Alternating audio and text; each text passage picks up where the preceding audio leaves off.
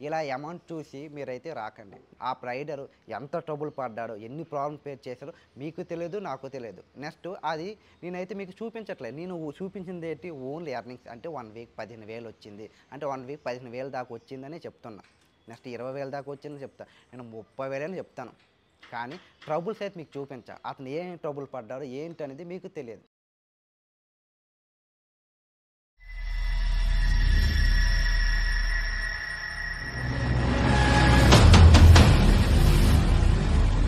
Hi guys, అందరికీ నమస్తే. తమిళని చూసి వచ్చిన అందరికీ ముందుగా అయితే సారీ. అసలు అలా పెట్టడానికి అయితే ఒక కారణం ఉంది. చాలామంది జెప్టోలో వీక్లీ 15,000 దాకా వస్తుందని, 15,000, 20,000 వస్తుందని చాలా వీడియోస్ అయితే వైరల్ అవుతున్నాయి. యాక్చువల్లీ రావట్లేదు అనట్లేదు, వస్తున్నాయి.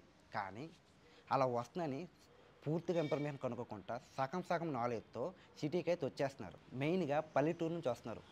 సిటీ నుంచి వచ్చే వాళ్ళకి సిటీలో ఎలా ఉంటుంది పరిస్థితులు ఉంటాయని వాళ్ళకైతే ఒక అవగాహన ఉంటుంది. కానీ పల్లెటూరు నుంచి వచ్చే వాళ్ళకి సిటీ కల్చర్ అంతగా అవగాహన ఉండదు. ఈడకొచ్చి చాలా ట్రబుల్స్ అయితే పడుతుంది. అలాంటి వాళ్ళకి ఈ వీడియో యూజ్ అవుద్దని ఉద్దేశంతో చేశాను.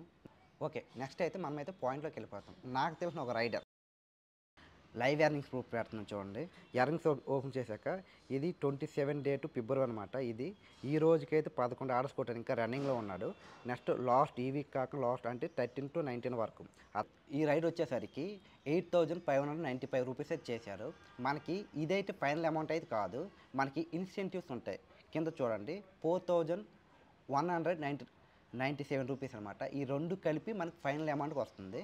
నెక్స్ట్ ఈ అమౌంట్ ఎంత వచ్చిందని కూడా నీకు చూపిస్తాను చూడండి. మనకి ఈ అమౌంట్ అనేది పే అవుట్ అనేది మనకి పే అవుట్ వాట్సాప్లో పంపిస్తారు వాళ్ళు ఎంత వచ్చిందని.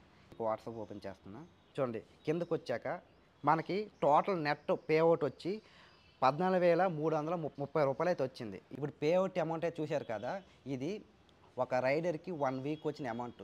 ఇలా అమౌంట్ చూసి మీరైతే రాకండి. నెక్స్ట్ ఈ అమౌంట్ రావడానికి ఆ రైడరు ఎంత ట్రబుల్ పడ్డాడో, ఎన్ని ప్రాబ్లమ్ ఫేస్ చేశాడో మీకు తెలియదు, నాకు తెలియదు. నెక్స్ట్ అది నేనైతే మీకు చూపించట్లేదు. నేను చూపించింది ఏంటి ఓన్లీ ఎర్నింగ్స్ అంటే 1 వీక్ 15,000 వచ్చింది. అంటే 1 వీక్ 15,000 దాకా వచ్చిందని చెప్తున్నా.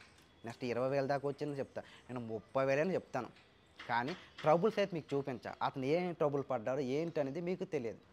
నేను మీకేం చెప్తానో అర్థమవుతుంది కదా. నేనైతే ఎర్నింగ్ చూపిస్తున్నా, కానీ మీకైతే ప్రాబ్లమ్స్ ఏం చెప్పట్లేదు.